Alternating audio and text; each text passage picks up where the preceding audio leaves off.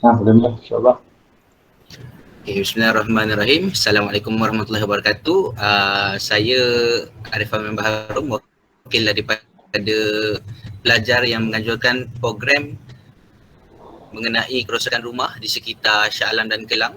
Dan hari ini kita bersama dengan panel kita iaitu Encik Haslan. Terima kasih banyak-banyak kerana sudi meluangkan masa bersama kami bagi menjawab serba sedikit tentang persoalan kerosakan rumah dan juga cara menangani kerosakan rumah tersebut. Jadi seperti yang kita tahu, Encik Aslam ni sebenarnya boleh kita kata pakar dalam bidang membaiki kerosakan rumah. Beliau sebenarnya daripada HGC Defect Team, di mana beliau kita boleh kata mahir lah dalam proses kerosakan rumah ini. Jadi saya terus kepada soalan Encik. Boleh? Okey, untuk soalan yang pertama, 65% daripada responden kita mengalami kerosakan keretakan, 55% daripada mereka juga mengalami kerosakan kemasan dan 20% daripada mereka mengalami kerosakan sistem perpaipan. Jadi untuk soalan yang pertama ini, bolehkah Encik terangkan tentang tiga kerosakan tersebut dan juga adakah kerosakan ini sebenarnya memberi kesan yang buruk kepada pengguna ataupun penghuni rumah? Okey, Assalamualaikum. Bismillahirrahmanirrahim. Terima kasih pada soalan tu. Apa yang boleh saya katakan pada pembukaan dinding, lantai dan ceiling lah. Biasanya kalau keretakan tu biasanya kita akan panggil rekahan lah. Rekahan pada permukaan.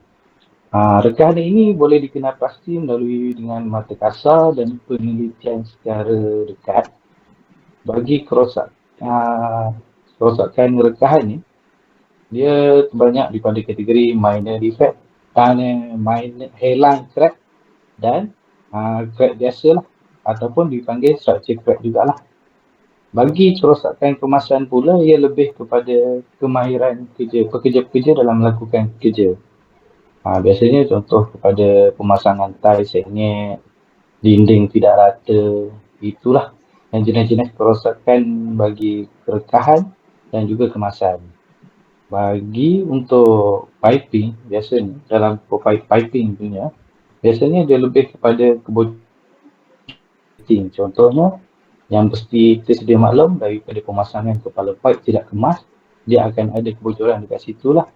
Dari sinki, daripada bottle trap dia, kebanyakan yang kita jumpa sebabkan pemasangan saja yang tidak kemas. Dia bukan daripada kategori kebocoran piping yang serius. Tapi kebanyakan pada tandas, biasanya yang bocor serius adalah pada waterproofing dia. Term waterproofing biasanya dikategorikan dalam structure lah. Sebab item waterproofing pada tandas tu adalah dalam kategori structure. So dia bukan dalam dari segi architecture ataupun piping lah. So bagi pandangan saya, kerosakan ni tidaklah memberikan kesan buruk kepada pelanggan jika pada minor defect lah. Minor defect. Tapi jika dikategorikan sebagai major defect, ia boleh memberikan kesan buruk jika melibatkan struktur bangunan dan keselamatan kepada pengguna. Itu saja. Terima kasih Cik. Untuk soalan kedua, kajian kami memang tertumpu kepada tiga jenis kerosakan yang tadi saya sebutkan. Dan soalannya ialah apakah punca-punca yang membawa kepada kerosakan tersebut? Adakah disebabkan oleh kelemahan dalam mereka bentuk ataupun penggunaan bahan yang tidak berkualiti, ataupun sebenarnya kerosakan ni ialah satu benda yang normal, semua orang yang beli rumah dia akan mengalami kerosakan rumah? Okey, kalau yang benda ni, punca dia ni kita nak kata kerosakan tu normal atau tak, yang tu benda tu adalah tak letakkan sebab benda skill kerja. Di mana kalau keretakan ni biasanya dia berlaku daripada permukaan, kita ambil contoh permukaan plastering dinding lah. Di mana permukaan plastering ni kita akan nampak rekahan berlaku kat situ. Kemungkinan berlaku rekahan ni adalah disebabkan nisbah bancuhan simen dengan pasir adalah tidak betul. Sebab di mana dekat kos tapak bina sekarang yang daripada zaman saya kerja dulu dengan sekarang yang saya kena pastikan, nisbah bancuhan simen tu tak ada sukatan yang betul. tak ada nisbah yang betul ketika dia jalankan bancuhan tu. Walaupun dia pakai mesin ke apa, nisbah bancuhan adalah tidak tepat. Sebab tu kadang-kadang bila kita tengok pada permukaan plastering ada yang retak. Kalau yang retak satu line saja tu, kita boleh considerkan sebagai benda tu minor lah. Tapi jika retak macam spider crack permukaan plastering tu, itu adalah tanda-tanda memang nisbah bancuhan dia tidak betul lah. Dan kecuaian ketika menjalankan kerja lah di situ. Dan dari segi kita nak kata kemasan pula, yang tu adalah skill pekerja tu tersebut. Sepatutnya setiap pekerja di Malaysia ni perlu ditarafkan apa kita panggil kemahiran dalam bekerja. Contoh CIDB sekarang ada buat program untuk di mana pekerja di dalam khusus kerja-kerja yang mereka buat. Tapi yang tu tak dikuatkuasakan secara menyeluruh. Kebanyakan ada juga company yang tidak ambil benda tu. Tapi jika pihak berwajib mewajibkan benda itu untuk setiap company ataupun setiap tapak projek perlu ada sertifikat bagi pekerja-pekerja dia orang. Adanya sertifikat tu insya-Allah mungkin pekerja-pekerja dia orang boleh dikategorikan sebagai mahir dan dia orang dapat mengurangkanlah masalah-masalah ni. Kelemahan reka bentuk saya tak boleh nak katakan juga. Sebab apa? Dari segi arkitek consultant, civil engineering,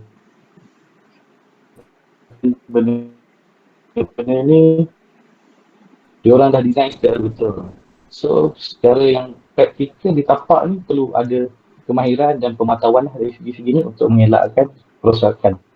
Okey, bagi contoh-contoh kerosakan, crack biasanya berlaku apabila dia ada dua jenis ni, kita perlu banyak faktor jugalah. Di mana apabila melakukan kerja-kerja lepaan pada permukaan dinding, kita perlu basahkan dulu dinding tu setelah brickwork diikat bata sampai habis. Lepas tu kita perlukan proses untuk plastering. Di mana permukaan dinding bata tu kita perlu basahkan terlebih dahulu dengan sedikit untuk mengelakkan apabila kita plaster mortar plastering tu pada permukaan bata tu, ia tidak kering secara mengejut. Apabila ia kering secara mengejut, itu yang menyebabkan bila kita tengok pada permukaan dinding itu akan ada retak disebabkan pengeringan secara mengejut. Dia tidak boleh secara mengejut lah disebabkan penyerapan tu pada permukaan plaster.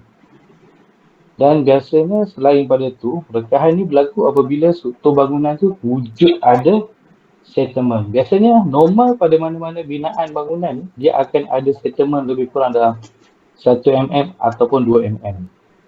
Apabila kita punya struktur bangunan binaan tu tidak kuat, mungkin akan ada berlaku pergerakan. Dan bila pergerakan tu akan menyebabkan ada berkahan lah.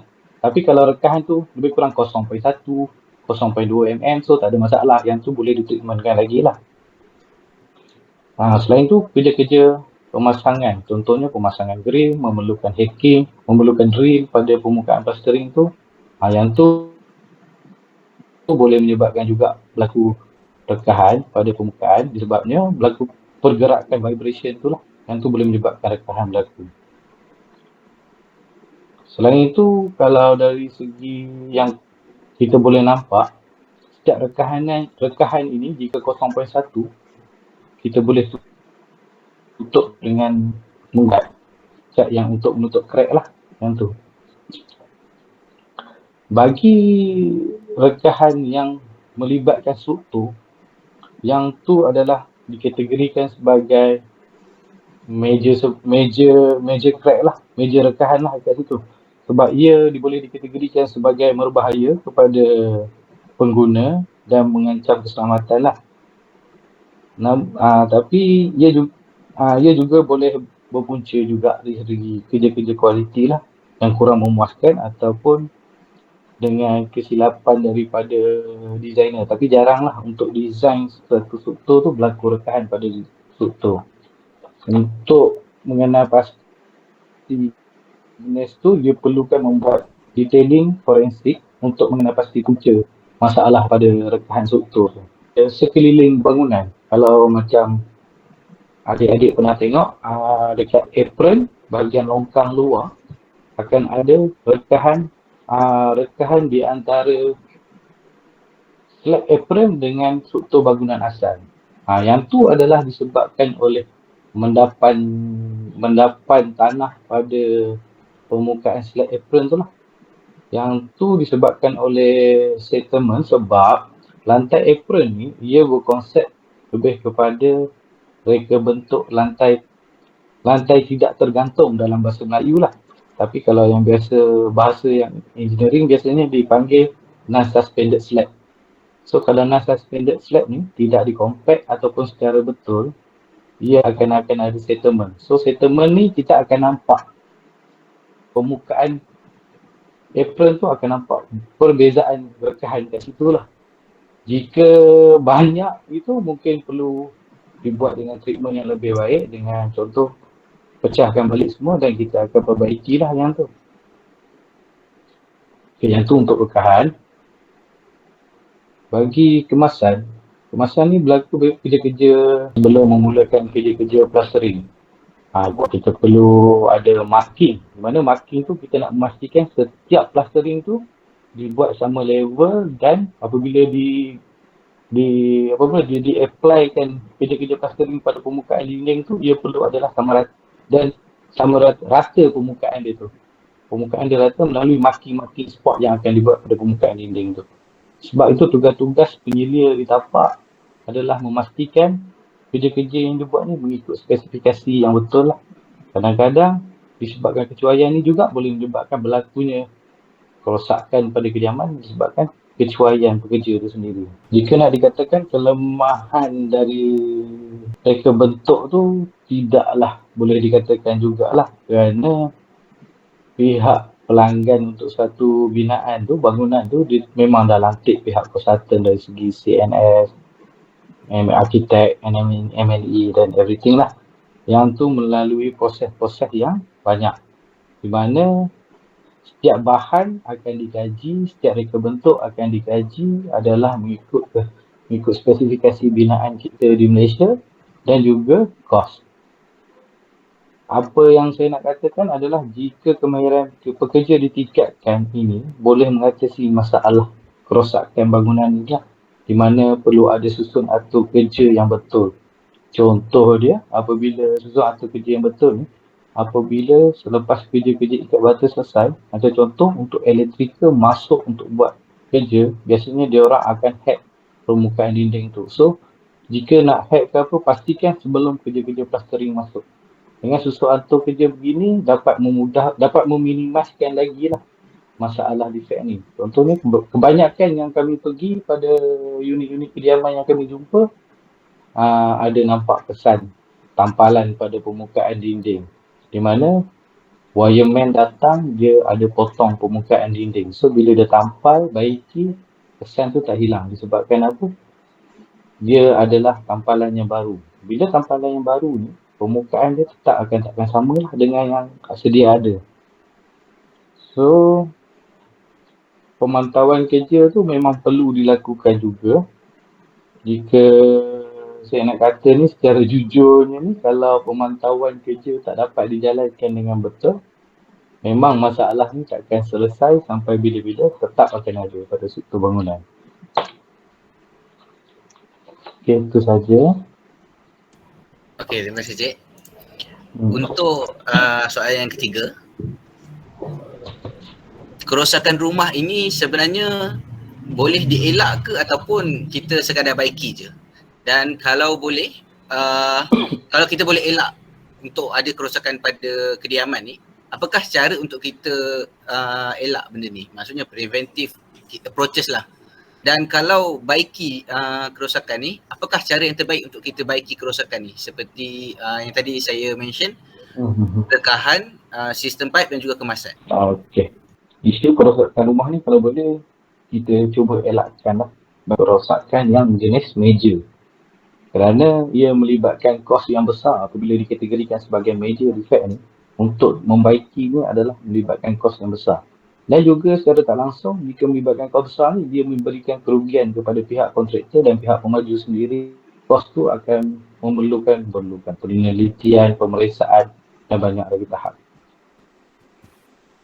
Tapi untuk minor defect ni, biasanya tetap akan berlaku dan kita tak boleh nak kata zero defect lah pada kediaman yang ada di Malaysia ni.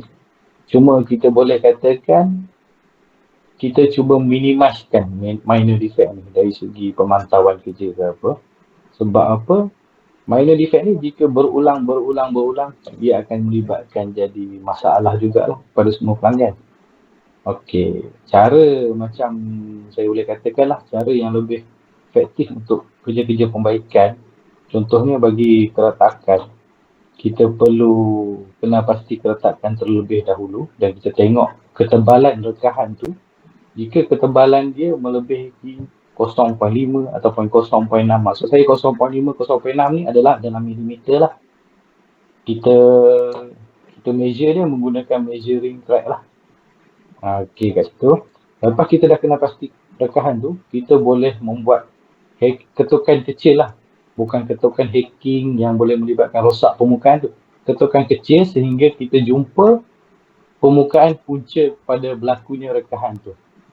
Contoh jika berlaku rekahan itu disebabkan oleh penurunan bata brickwork tu sendiri, kita akan treatment melalui brickwork tu dahulu. Treatment kita akan letakkan dia satu kita panggil fiber. Sekejap saya nak record balik. Fiber apa? Lama aku lupa.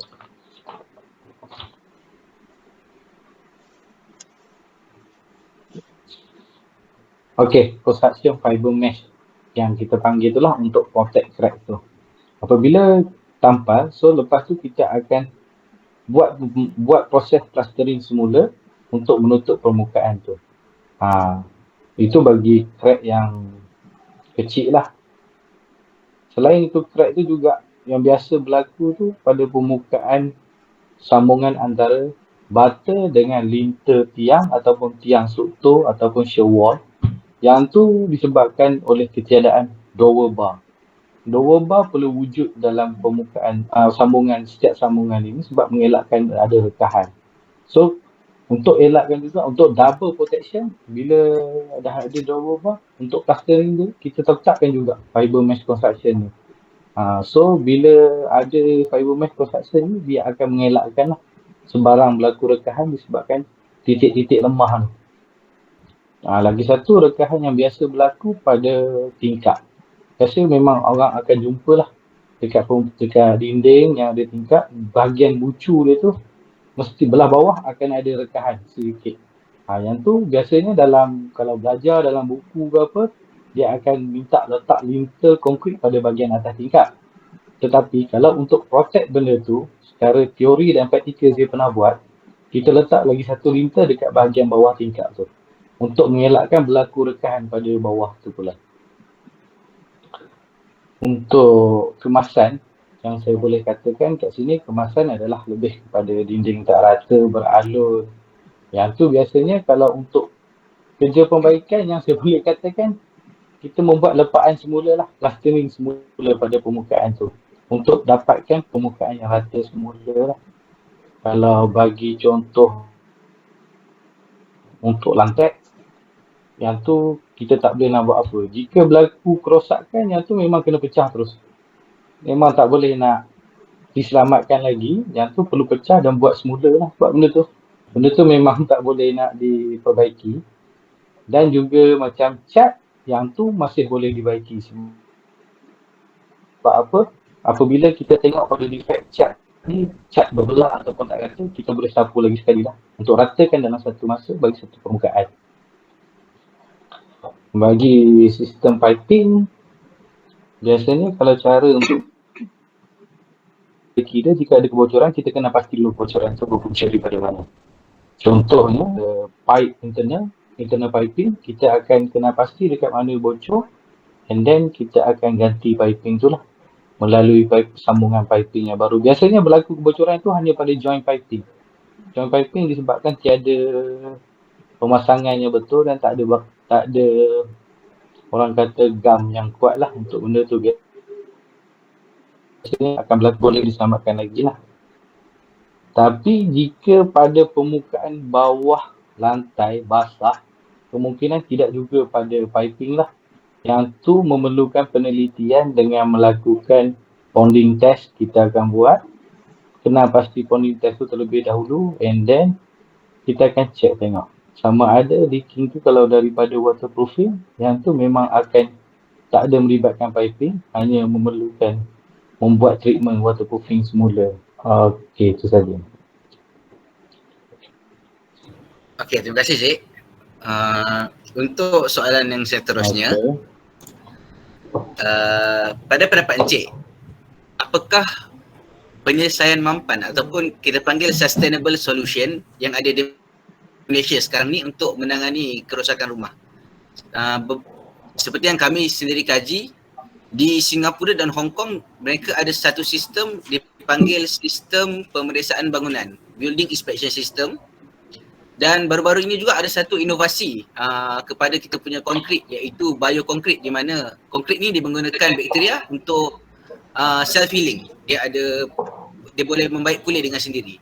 Jadi apakah sistem ataupun teknologi seperti ini sesuai digunakan di Malaysia? Okey, kalau untuk teknologi tu first time lah saya dengar ni. Saya pun tak aware sangat. Okey, yang saya boleh katakan untuk menangani masalah ni, kita perlu tingkatkan kemahiran pekerja kita lah buat masa ni dengan metod cara yang betul supaya tak ada berlaku lagi masalah yang seperti sedia ada. Macam nak katakan kaedah pemeriksaan luar negara untuk kita jadikan rujukan. Sebenarnya Malaysia dah ada buat sebelum ni, adalah yang biasa yang sedia maklum itu Conquest lah. Di mana Conquest ni daripada Singapura dipanggil Construction Quality Assessment System. Dia lebih kurang dengan sistem QLASIC yang ada di Malaysia ni. Tapi walaupun ada QLASIC di negara kita, tapi tak semua projek pembinaan perumahan di Malaysia ni menerapkan sistem QLASIC tu sendiri di dalam pembinaan diorang ni. Sebab yang seperti sedia maklum, QLASIC ni adalah satu memberi scoring kepada satu projek berdasarkan kualiti kerja di tapak diorang lah. Tetapi scoring tu bukan untuk every unit yang sedia ada, tapi dia akan choose beberapa unit untuk keluarkan scoring. Disebabkan ketidakkejujuran pihak kontraktor, kadang-kadang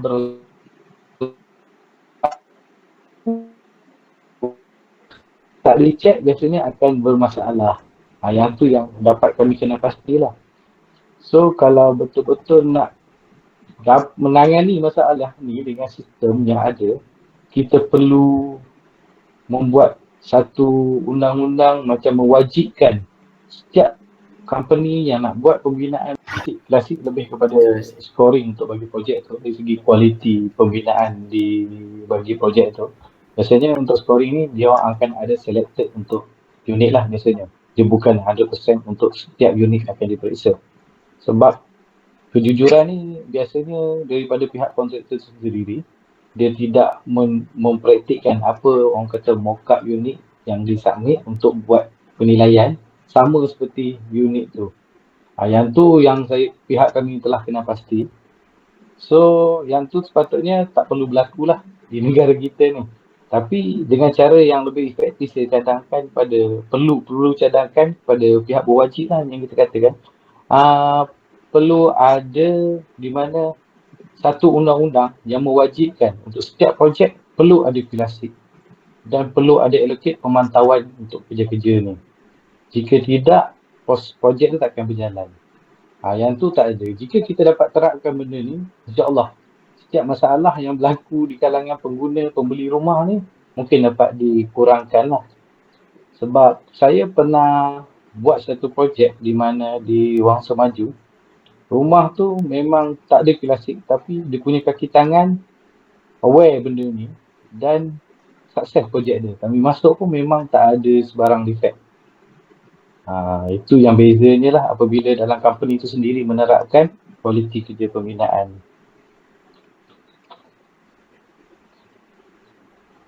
Itu sahajalah saya rasa. Okey Cik, ni mungkin soalan terakhir kita. Okey. Apakah cadangan Encik kalau masyarakat kita hari ini mereka mengalami kerosakan rumah sebelum dan selepas tempoh liability kerosakan ni. Sebab ada rumah yang cover beberapa tahun saja, lepas tu barulah jadi kerosakan. Jadi apakah cadangan Encik untuk mereka, solution lah, dan juga sedikit konklusi lah untuk kita punya perbincangan malam ni. Okey. Setiap pembeli rumah ni dia ada tempoh DLP dia lah, Defect Liability Period, di mana dia ada 2 tahun, 24 bulan. Pihak pengguna sekarang, dia orang tidak menitik beratkanlah isu ni. Sebab apa? Dia orang tak nampak. Jika sepatutnya bila dah dapat kunci tu, perlu membuat pemeriksaan defect terlebih dahulu. Periksa untuk setiap sudut rumah, buat testing dan kena pasti setiap kemungkinan yang akan berlaku pada kediaman mereka. Gunakan dalam tempoh 2 tahun ni, claim sebanyak yang mungkin. Dengan cara kita tahu dahulu punca sebelum berlaku kerosakan yang lebih teruk, kita dapat menjimatkan dia lah. So, macam contoh kita kata selepas tamat tempoh DLP, dalam Akta Perlembagaan Seksyen 6 Akta Had Masa 1953, kita ada pihak kerajaan ada usulkan di Parlimen yang mengatakan pihak pembeli rumah masih boleh membuat tuntutan dalam tempoh sebelum 15 tahun. Tapi itu hanya bagi kerosakan-kerosakan struktur bangunan lah, ataupun struktur rumah tersebut. Biasanya menapan akan berlaku selepas tempoh 3 tahun. Menyebabkan struktur tu akan ada kerosakan lah. Yang tu adalah salah satu cara di mana pihak kerajaan untuk membantu pengguna yang terinaya di negara kita untuk dapat tuntutan papasan begitu. Tapi tak semua pengguna di Malaysia ni aware benda ni. Yang tu kalau boleh kita semua macam adik-adik student lagi, kita war-warkan benda ni. InsyaAllah kita dapat mengurangkanlah masalah yang ada kat Malaysia. Okay, Cik, terima kasih atas penerangan dan banyak juga input yang kita dapat pada malam ni. Jadi saya ucapkan terima kasih banyak-banyak kepada Encik Aslam Jamaluddin dan juga pihak HGC Defect Team kerana sudi bersama kita pada malam ini untuk membincangkan isu kerosakan rumah. Dan insyaAllah syarikat Encik pun ada sediakan untuk buat inspection kan sebelum kalau baru dapat beli rumah. Kita memang main business kita yang tu lah. Dan juga kita ada structure forensik juga, kita akan buat servis lah yang tu. Sebab saya ada tengok sekarang ni orang beli rumah je dia akan panggil forensik untuk datang ketuk-ketuk untuk tahu kat mana ada lopong-lopong. So itu adalah satu benda yang bagus lah untuk kita punya industri pada masa kini. Betul-betul. Jadi itu saja kongsian kita. InsyaAllah semua boleh dapat benefit daripada kita punya temuduga pendek pada malam ni. Sekian, Assalamualaikum warahmatullahi wabarakatuh. Assalamualaikum, terima kasih. Cik, terima kasih banyak-banyak.